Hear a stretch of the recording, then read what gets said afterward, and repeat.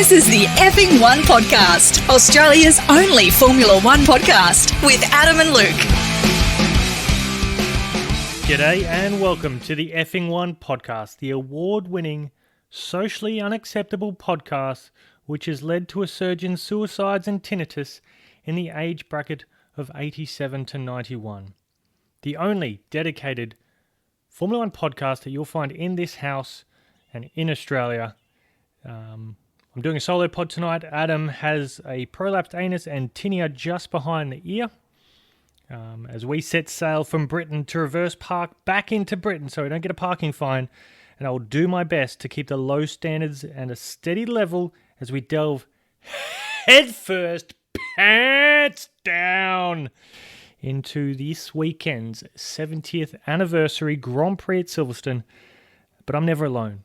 I always have Speckled Jim in our hearts and resting on his side in heaven. And what a week. What a Grand Prix.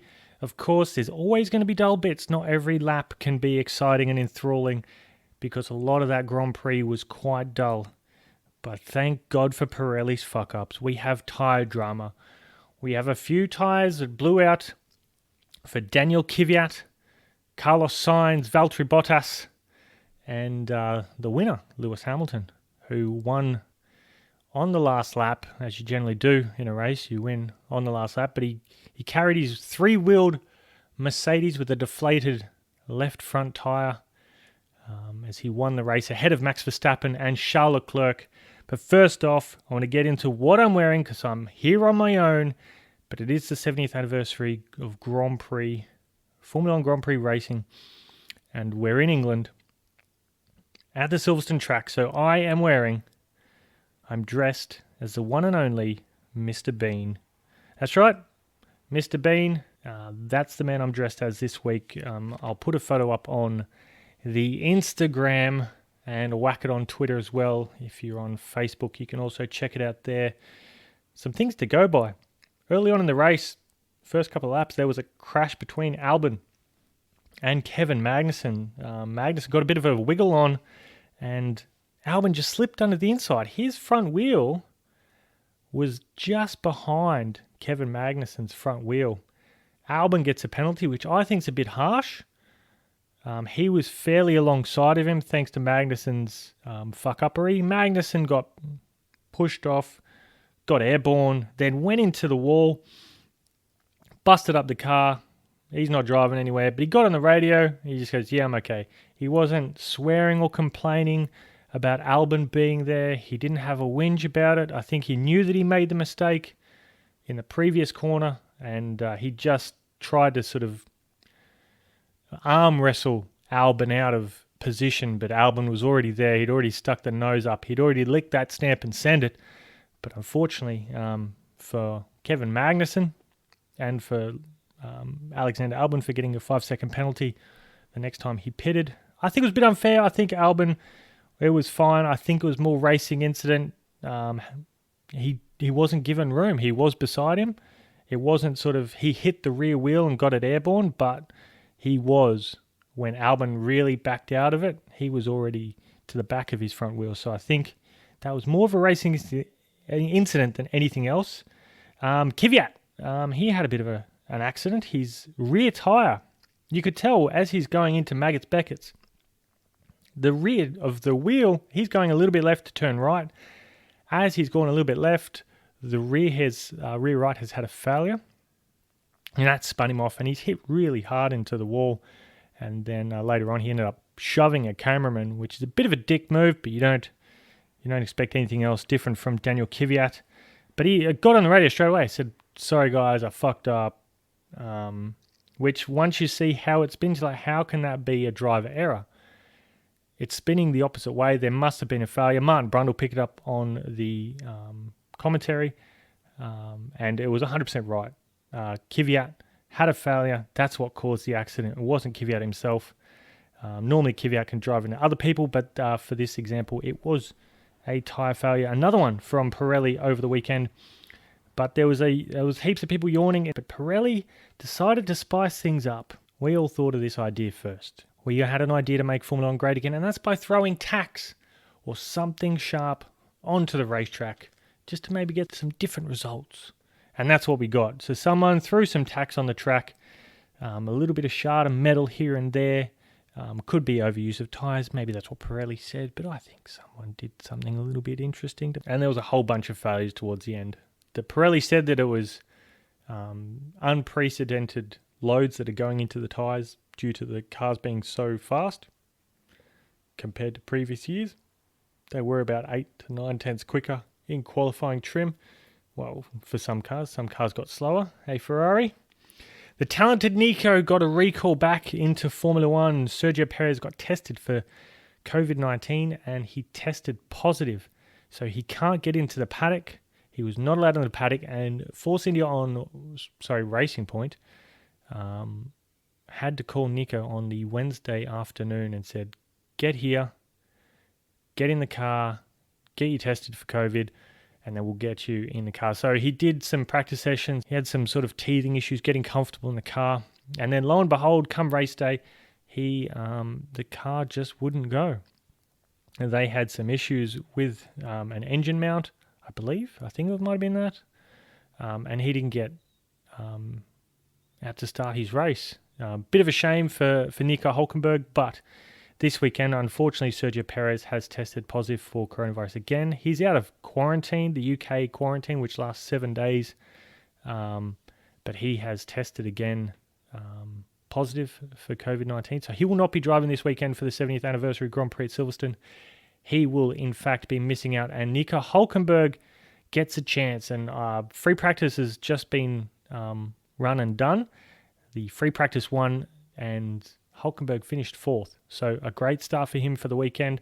He's probably feeling a lot more comfortable, a lot more confident, and his neck hopefully won't fall off, which I think they mentioned neck about 120 times when it came to Nico Hülkenberg over the Grand Prix weekend, because he hasn't driven anything supremely fast in that time.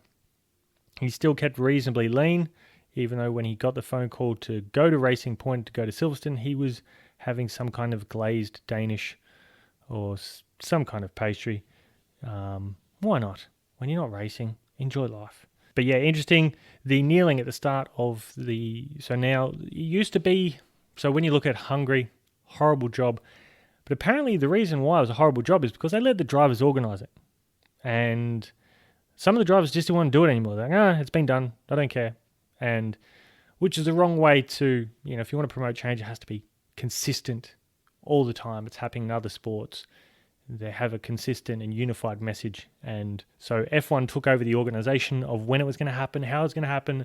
They made it into the schedule so it wasn't so hodgepodge. And for an event and a series like Formula One, which is everything's timed, everything's done really well and efficiently, and except for cancelling a Grand Prix, everything's done so well. And everything's so particular in aerodynamics, everything else is down to a T. You can't mess up in Formula One, but you gave the drivers a chance to organise something, and they couldn't organise a fart in a chili contest. These guys are useless. They can drive a car fast, but everything else they're pretty hopeless at.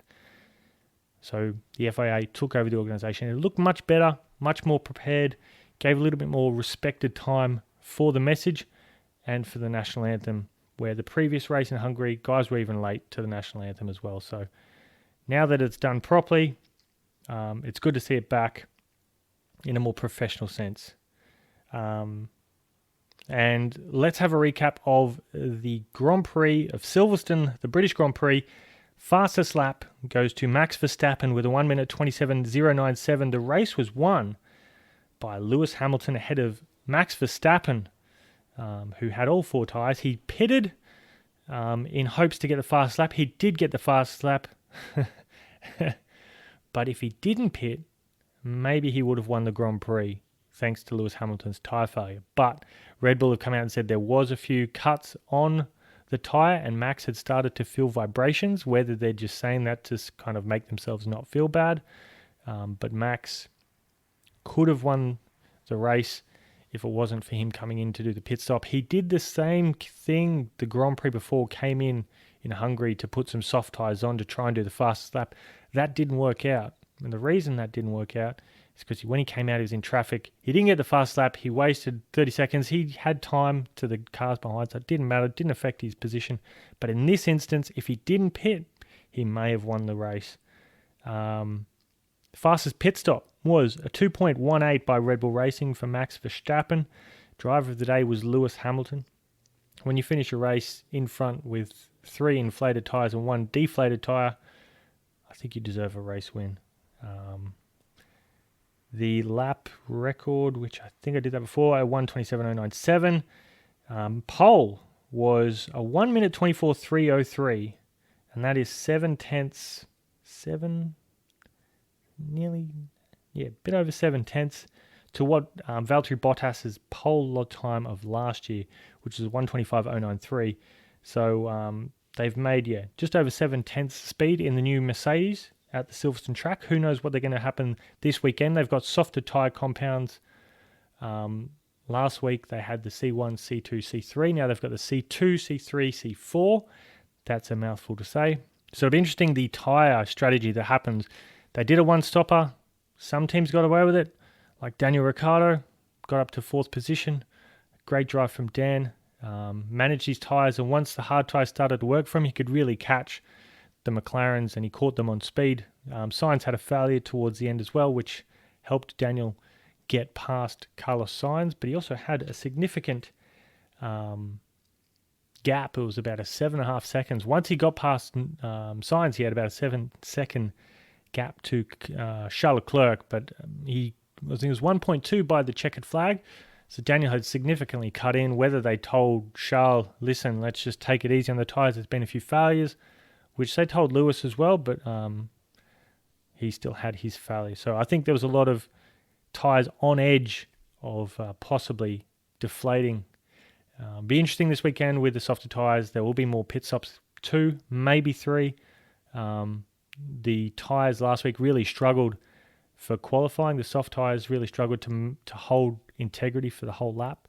So it'll be interesting what the even softer soft tyres that they'll have this weekend and how they'll go in quali trim and how long they'll last for the race. What's up next? We have some awards to hand out. So no other podcasts do this. We are completely unique, completely individual, and somewhat crazy.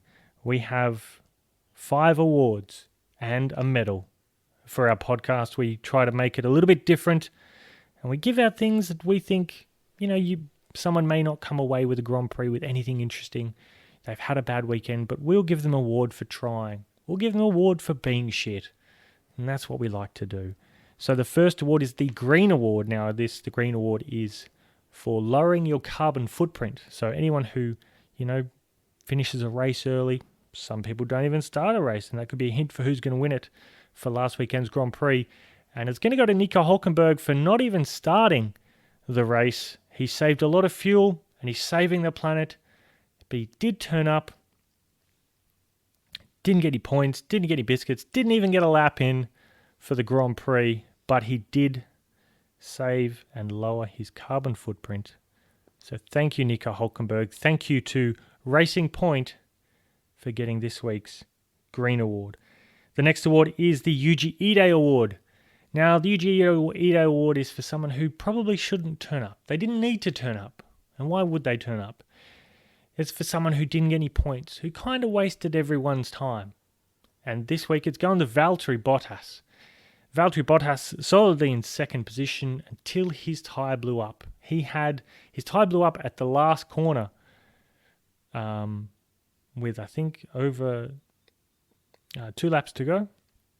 With his tyre going down, he had to manage that tyre for the rest of the lap, the rest of the 5.891 kilometre lap, before he could get into pit lane, which knocked him out of the points. He chucked on some tyres. I think he may have overtaken one person, which would have been Sainz with his retirement as well. He finished 11th, didn't get any points. Bit of a waste of a time. Valtteri Bottas has re-signed for Mercedes, which is shit in my idea. I think Mercedes is so far ahead, and I mentioned this in the previous podcast. Mercedes is so far ahead in the championship. They are the dominant car, and they fully deserve it. They shouldn't be handicapped in any way, but they are handicapped with Valtteri Bottas in the car. us as spectators, followers of the sport, we want to see the best drivers racing against Lewis Hamilton. Really, there's only one seat that can challenge Lewis Hamilton, and that's the other Mercedes. Mercedes is playing it soft, they're playing it weak, and we'd like to see a battle. And right now we're not getting that from Bottas. He's had years to try. He hasn't done it. He's failed to do it again this year. He can flash in the pan. He can win a race. Every now and then, when Lewis drops the ball or he's not in his mojo, he's not fully hitting his curbs properly. But Valtteri Bottas should be going elsewhere. They should bring someone else in. Kevin Magnussen, Nico Hülkenberg.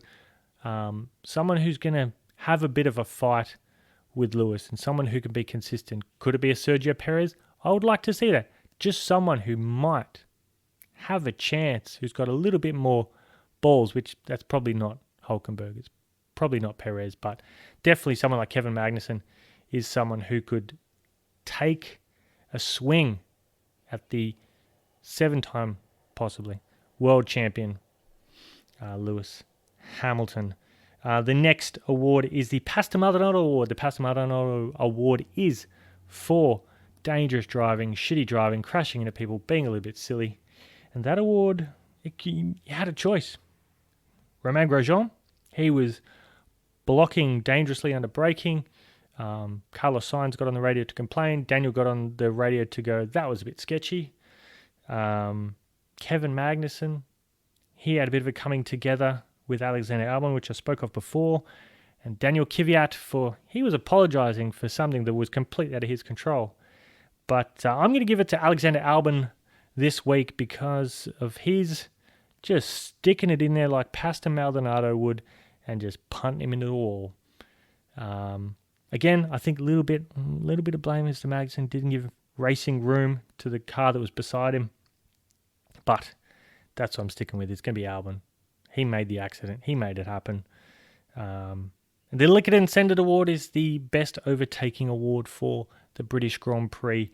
And I'm giving it to Pierre Gasly, who made a fantastic move on Sebastian Vettel from the AlphaTauri overtaking the Ferrari. A great move. Very similar moves from Lando Norris on Ricciardo and Ricciardo on Lando towards the end of the Grand Prix. But Pierre Gasly just really dove in, really stuck it beside the 4-time world champion and did a very good job. Nice little move there, Gasman. And the last award is for the Effing One Podcast Award, the award for making Formula One great again. That's our motto here, to make Formula One great again. That's what we try and do. I'm doing a solo pod and not doing a great job, but you're still listening for some reason. But the Effing One Podcast Award for the Grand Prix is going to Pirelli. Without that, you don't get that drama. You don't get that change of position. You don't get Daniel Ricciardo flying up to 4th thanks to 2 tyre failures that happened in front of him. So yeah, congratulations Pirelli. Thank you for your input and thank you for your defective tyres. The next is a medal. Now this is a medal that everyone wants. It's like the best on ground. In AFL we call it the Brownlow medal. It's for the best of the year, and we do the votes, 3-2-1 votes for the Grand Prix. 3 votes for this Grand Prix. Maybe a little bit biased, but I think you'll understand. Daniel Ricciardo coming 4th, the equal best result for Renault since they've come back into Formula One. Again, it's from Daniel Ricciardo. A great job by him, maximising the potential, making some late moves and getting the job done to get 4th place and only 1.2 seconds off a podium, which would have guaranteed a shoe-in, no doubt. 2 votes to Lewis, the douche canoe Hamilton. Strong drive from him, was pretty dominant, even managed to drive half a lap with a deflated tyre, and his engineer on the radio was giving him the time gap to Max Verstappen, and if you were driving and you just hear this number just drop, you would be you just hoping that he didn't spin the car. He changed his diff setting to stiffen the car up a bit, and he did everything that needed to be done to win the race, to stay ahead, to not spin, to not crash, to not go deep and run wide, to not damage anything else. So he did a very good job and gets the 2 votes. The last vote we're giving to Charles Leclerc. The reason why Charles Leclerc is he got on the podium, making the most out of an opportunity. He's clearly well ahead of Sebastian, who I think, and talking to producer Pete earlier, which he's giving me the silent treatment downstairs, he is, we think that, Sebastian's just taking his foot off the gas a bit. He's not as in love with Formula One. He's having a lot more fun, which is great, but Leclerc is well ahead. But there's just these moments. I think if strategy or a bit of brain power comes into it, Sebastian really comes forward. But if it's pure pace, Leclerc has got him. But it's also interesting to see with Sebastian is that he's not interested. He's not fighting for wins. He's not fighting for championships. Even if a podium's up for grabs, he's got, I think it's over 50 podiums. He's had podiums. He doesn't care about them. He's not going to go, yes, I got on a podium. He'll get on a podium sometime this year, no doubt. But it's not the driving force. It's not the racing. It's not the championship. So looking at the Constructors' Championship now after what came out this morning was that the Racing Point has been deemed illegal for the first 3 Grand Prix, and they have lost $400,000, significant fine, and a loss of 15 championship points. Now that changes things in the Constructors.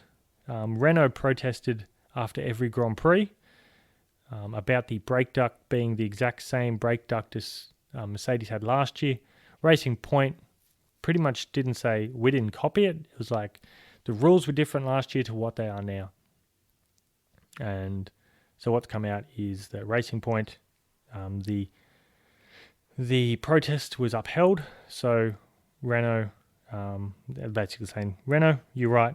This is how it's going to go. So looking at the Constructors' Championship after the Racing Point have taken their 15-point deduction, it goes Mercedes 146, Red Bull 78, McLaren 51, Ferrari 43, Renault 32, Racing Point 27. The reason why Renault protests is because their cars were behind the Racing Point. They didn't protest after the last Grand Prix because both the Renaults finished ahead of Lance Stroll's Racing Point car. AlphaTauri 13, Alfa Romeo 2, Haas 1, Williams 0. So they lose the 15 points. It seems that they don't get excluded from the race results, which would probably promote Nicholas Latifi to P10 from the first race. So that doesn't look like that's going to happen. But Racing Point has just been deducted 15 points. The Drivers' Championships is Hamilton on 68, Bottas 58, Verstappen 52, Norris on 36, Leclerc 33, Albon on 26. The rest, measly points. Daniel Ricciardo jumped up to 20 with a solid finish. I think he gets 12 points for finishing P4. And the probably the most important championship of all when it comes to the world of F1.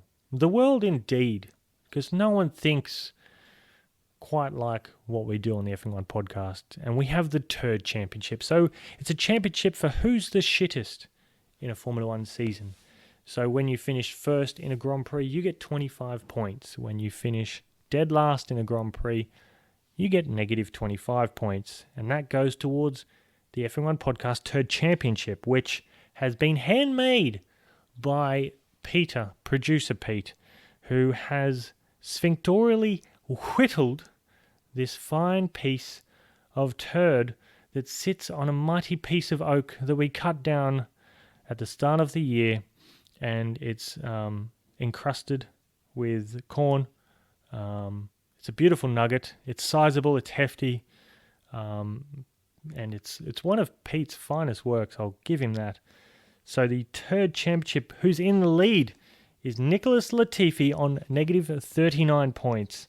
George Russell on negative 35. Romain Grosjean, negative 34. Pierre Gasly, negative 33. Kevin Magnussen, negative 32.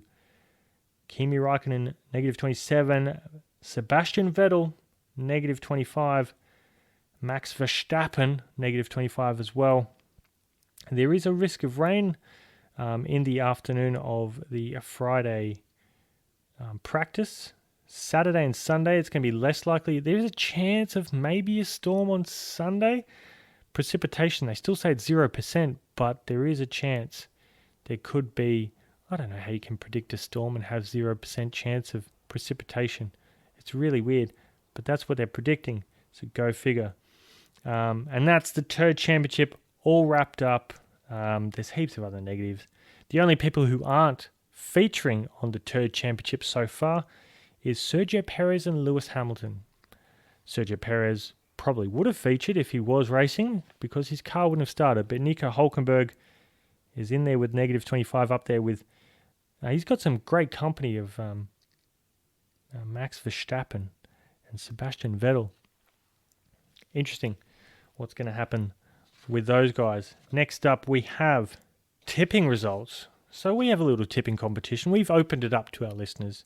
So if you want to get on board the tipping competition, go to the Twitter. The pinned tweet at the top is where you'll find the 3 links to go through the tipping competition. Just tap who you want to make those decisions. I'm not going to give my tips away. There was some good tipping results last week, especially from myself, producer Pete, and Cliff. Smushy McTransfish got a nice 16 along with myself and producer Pete. Adam, Jim, and Pat all got 14 points, but Pete is still in the lead with 55. The next best is Jim on 54. The rest I'm going to keep as a secret to keep you all on your edge of your seat.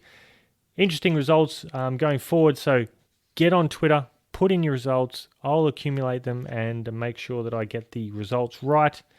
At the end of the year, who knows, I might send you something. If you beat us, so far, producer Pete, and after I have to send him something, I'll just put it in his bedroom, under his bed, and push his blow-up doll out of the way.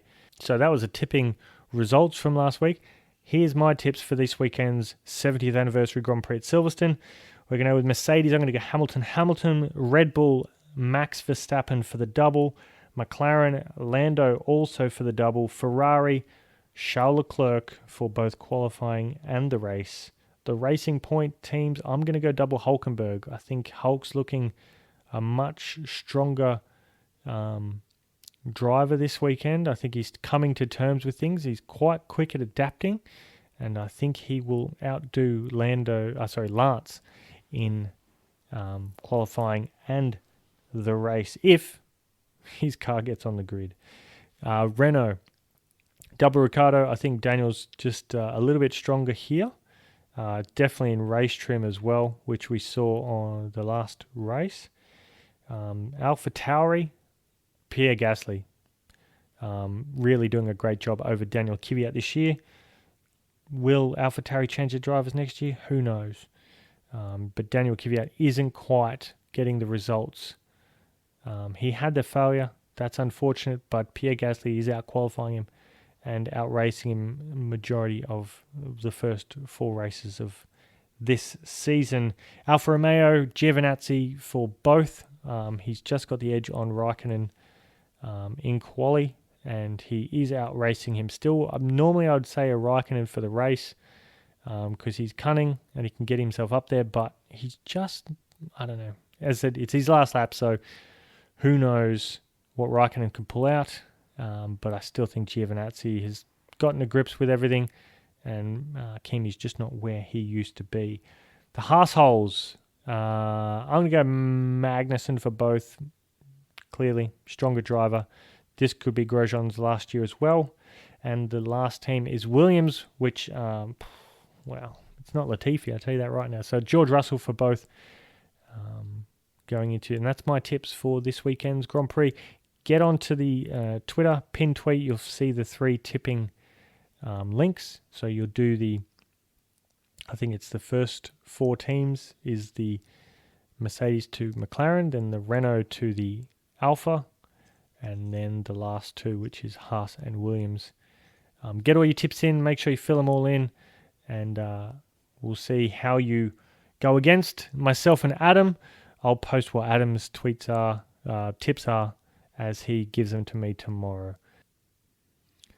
And now it's time for Dan Watch. So we have a little segment here on the podcast, the Effing One podcast, where we highlight some of the things that Daniel Ricciardo, the personality Ricciardo, Australia's own Daniel Ricciardo, about what he does over the Grand Prix weekend and anything that he does that's silly, that's interesting, and it's something we should highlight as part of the podcast. And it's very hard to highlight some things, but Daniel Ricciardo was being questioned the week before by Ted Kravitz in his notebook, and Ted, funnily enough, got in trouble for talking to Daniel. I'm not sure if it was a social distancing breach or he shouldn't be talking to drivers, but Ted got in trouble, and he said to Daniel, because Daniel started to come up to him, he's like, no, don't come near me, we can't talk, I got in trouble last time. And then Daniel just started chasing him around, which I thought was quite comical. And good to see some drivers just letting loose. I know there's a lot of restrictions, and just have a little bit of fun, harmless fun that, no one's going to get tested positive for COVID unless they're hanging around Lance Stroll and his sneaky ways. And the other time is he mentioned after the race his move on Lando. He said that I just want to give Lando a taste for what's going to happen next year. A juicy piece of Daniel Ricciardo, and I'm really looking forward to these two battling it out for next year at the McLaren Mercedes team.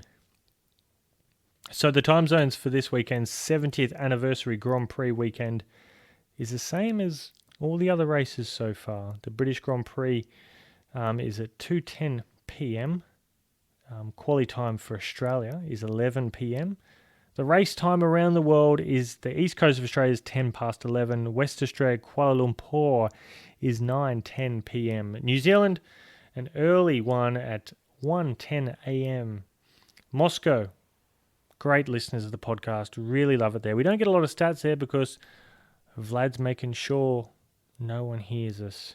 But if you're in Moscow, it's 4:10 p.m. The United Kingdom, as we said before, is 2:10 p.m. United States East Coast 9:10 a.m.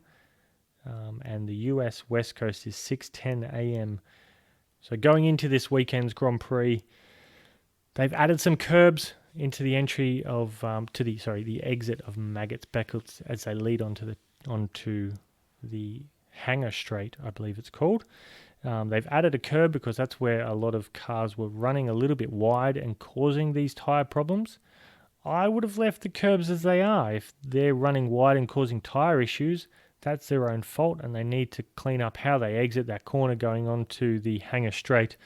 Hulkenberg is in again this weekend, as I mentioned before. Kimi has announced this will be his final season of Formula One. Now, when we first started the F1 podcast, when Kimi Räikkönen was at Ferrari, we called him Last Lap Räikkönen because we thought that was going to be his last lap. That was going to be his last year. But it turns out he signed a 2-year deal with Alfa Romeo, and now this year is going to be his final year in Formula One, so he will go back to his previous nickname of Last Lap Räikkönen. Hulkenberg, funny enough, if you go back, you look at Hulkenberg's tweet when he signed for Renault from then Force India, which is now Racing Point. It's when Racing Point went pink, and Nico went, "This is why I left Force India," was because of the pink colouring. Now he's donning a pink helmet in a pink car, and so, yeah, interesting. Now, Mr. Pinky Hulkenberg. There's one thing I want to talk about with Racing Point.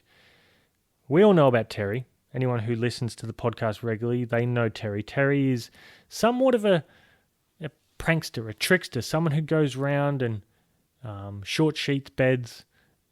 He makes sure the wheels aren't. He'll infiltrate another team, will gag them, and then put them in the corner, put on their race suit, change the tyre, and not put it on quite right, causing failures. But this time, it's not Terry at Racing Point. You think, wait a minute, Sergio Perez has got coronavirus. Quite a coincidence there. And then all of a sudden, Nico Hulkenberg can't start the race. Who's that then? I'll tell you who it is. It's Lance Stroll. Lance Stroll is the new Terry of Racing Point. And I'm concerned after this race, if Nico Hulkenberg doesn't start this race, it's proof. If Nico Hulkenberg does do a good job, and he's maybe needed, if Sergio Perez is test positive again, and he doesn't get to Spain to race, I bet you $100 that Nico Hulkenberg will test positive for coronavirus. That's what I'm saying. That's my conspiracy theory. I think he's been rubbing a bit of corona on the inside of Sergio Perez's helmet. That's how it happened. Sergio was very, very stringent when he went to Mexico to visit his mum. He came back with coronavirus. Coincidence? I think not. I think this was Lance's doing. He's got enough money. He's got a vial of coronavirus, and he just smatters it around just so he doesn't have a teammate to beat him. So that nearly wraps up the Effing One podcast, solo podcast. Thank you for sitting through it and being here with me. We've got a lovely meal here, a British meal. Mum's just whipped up just a shepherd's pie for this weekend's 70th anniversary Grand Prix. Interesting fact about the first Grand Prix as we head off out of this podcast, out of this absolute nonsense. There was 22 entrants in the first Grand Prix of 1950, and Silverstone, the same track they're racing here, slightly different now, less hay bales. So there's 22 people participating, and the numbers range from 1 to 24. They excluded the number 7 and the number 13 based on superstitions. That is the fact that we're going to end the podcast with. Tell us what you like, what you don't like. Check us out on Twitter, Instagram, and Facebook. Rate, review us. Probably not after this one. Don't rate and review now. Wait till I get Adam back, and hopefully his prolapsed anus has healed itself, and enjoy the Grand Prix this weekend. Hopefully it's a humdinger, and we get a good dose of entertainment and battle from Bottas and the rest of the field behind the front two. Enjoy the weekend, and bye for now.